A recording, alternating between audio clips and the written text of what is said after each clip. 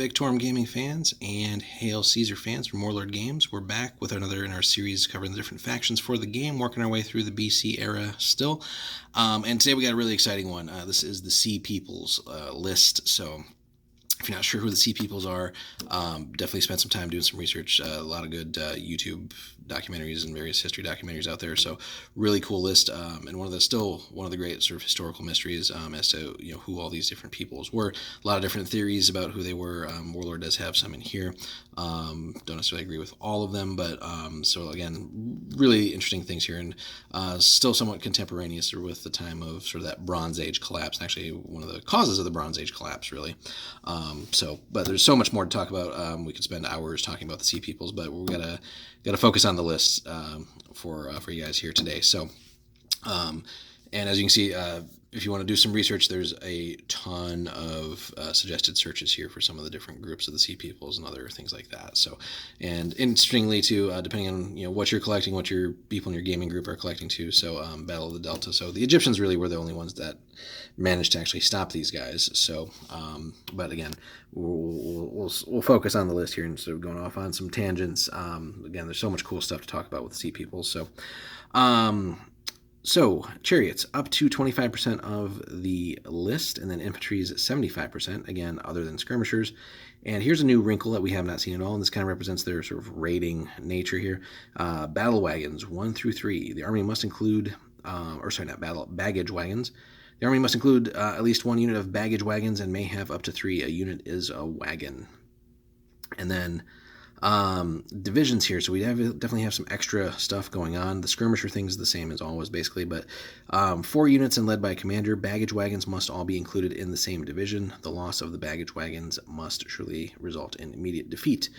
Libyans must be fielded in their own divisions. Libyans can include chariot runners and skirmishers, as noted below. So, and as you may have seen, our previous video was actually covering the Libyans, and we'll talk about that when we get through the list here. So, definitely a very cool, diverse list, and we know a little bit about what they look like, again, just from some of the records that the Egyptians had after their battles with them, but even then, though, there's still a lot of mystery as to what these guys exactly look like, so a lot of different interpretations, so a lot of cool options, in other words, for modelers and painting and stuff. So as you can see, we got a whole lot of stuff to cover here for these Sea Peoples. So starting at the top here, and as you might guess from such a warlike and aggressive group here, so a lot of actually pretty spicy stats.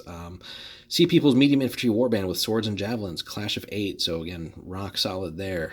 Drops off a little bit to 6, a little bit of short range, morale's 5, 24 points a unit, and then here we go with some options.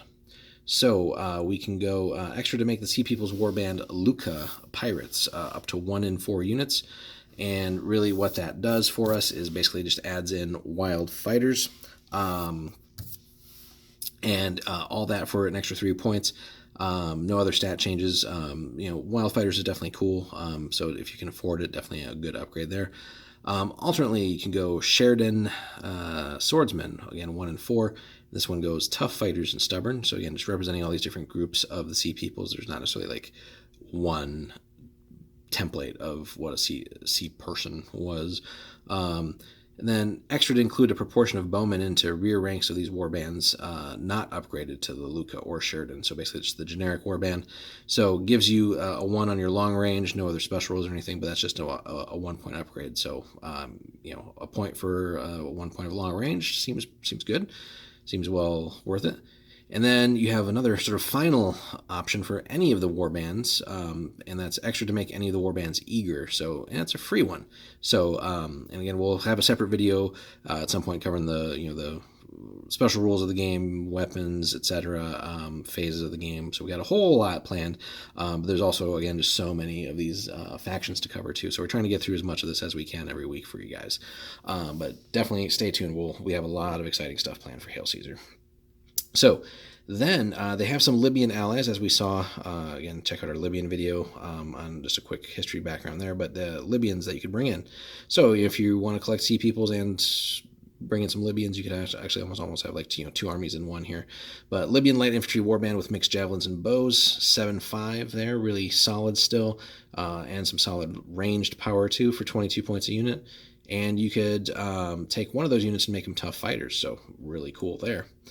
And then we get into our missile options. So again, lots of rock solid infantry here.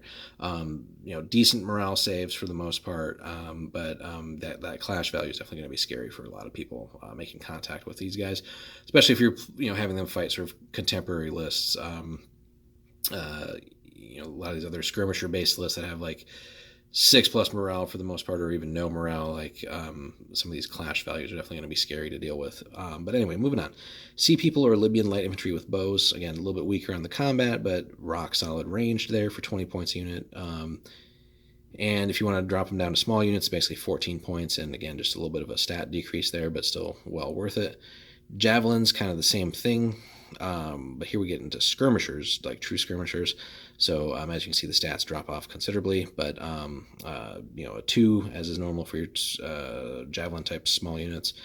And then if you wanted to go with bows for the small units, again, we drop off on the clash a little bit more to have that extra solid range, all for just 1 extra point. Definitely a good consideration there. Then we get into our light chariots that the Sea Peoples had here. So 2-horse light chariots with spear and javelin crews. Again, rock solid clash value, a little bit of ranged, and a 4-up morale save, so just very tough. 28 points a unit definitely seems well costed there. I think a lot of the other similar lists have them at like 29 points, so you might even be getting a little discount there.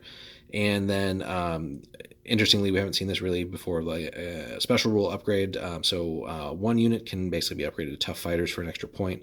Why not? It'd be silly to not take advantage of that. So especially if you're only just filling 1 chariot unit, you might as well have that be the tough fighters unit. Interesting too here, then we get light chariots basically with javelins, so more focused on sort of a little bit of ranged firepower. They do still have an okay fight value of 6 and then 5, but bumps that short range stat up to 3, and still that great morale save of 4. No special rules. And then chariot runners for basically any of the units here, any of the chariots. So again, that typical upgrade that we've seen across so many of these other Bronze Age Near East lists.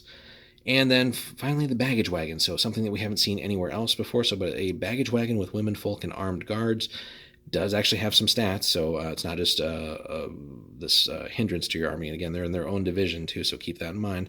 But clash and sustained of 3 is not going to save them for very long. So if people get to your baggage train, you've screwed up somehow. They still have actually a short range of 1 and a 4-up morale save, interestingly, and they're stubborn, and all that is free. So that's you're forced to take them, and if they're going to give them to you for free, that's not bad either. And it says between 1 and 3, so that's more of a modeling thing there. But if you're getting free units, maybe go up to the 3. It's free stuff. Your only cost is actually buying the models and modeling it. So interesting stuff there, but don't count on the unit to do much. And really, if they've gotten into contact with the enemy, again, chances are things aren't going well for you. But in a pinch, you have free stubborn units here that actually still have a stamina value of 6. So that's not terrible, and a really good morale save. It's just they're not gonna. With their low stats overall, they're not necessarily going to fight off an elite unit or anything like that made it that way. But in a pinch, they could certainly survive a skirmisher unit or light cavalry or something like that. But really cool wrinkle to the army. Depending on what kind of scenario you're playing, or you could have a rule where if you lose all your baggage wagons, you lose the game automatically for the Sea Peoples or something like that. So there's, again, a lot of scenarios and stuff to come up with, but we'll cover all that stuff in a separate video. And then unlike the Libyans that had a little bit of a leadership issue there with their regular division commanders, here everything's back to that regular 8 that we see across the board here. Would have been interesting to maybe see like something variable here depending on the different like Sea People tribes and stuff that you picked, like if there was a little bit more diversity in some of the units here as far as like the different named tribes that history has told us. We have the Luca and Sheridan, but then there's Ekwesh, Shekelesh, Teresh, Peliset, Chijekar, and all these other things. So it would have been cool to maybe come up with a couple extra things there and then have like a variable leadership or something like that. But overall, this is still a really awesome list, really exciting one to collect. So Warlord does have some models for it. I think there are some others out there from other companies, but and there is again some evidence of kind of like what some of these sea peoples look like. So a little bit of a thing to go by, but if you do some research and find out some things, and you can definitely have some fun, have a field day really on modeling and collecting these guys. So surprisingly, for such a list of basically just cobbled together peoples that are that raided all these civilizations across the Mediterranean in and around the Bronze Age collapse, just as far as an army goes, this is actually pretty damn solid. So lots of high clash values for the most part here, with some cool rules backed up by solid ranged and some solid again mobility with not the javelins, but the chariots, the upgrades to the chariots, and again just the fact that that's even more of that very awesome clash of 8.